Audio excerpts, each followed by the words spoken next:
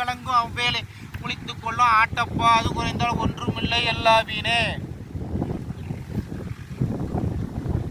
வீணேதான் தெரியாமல் மனஞ்சோடா இந்த வேதாந்த பூரணமே கதி என்றென்றி கோனேதான் தனவானாய் உறுதி கொண்டு குடியறிந்து சிவயோகம் குறித்து கொண்டால் தானேதான் தானவனை ஆகும் அப்பா.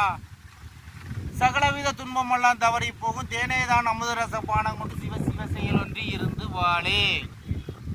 இப்படிலாம் இருந்தால் அழகா வாழலாம்.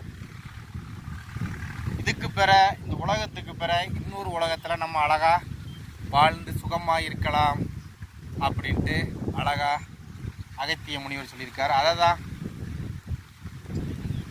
எம்பெருமான் என் தலைவன் எனது தந்தை ஏசப்பாவும் சொல்லுதாரு.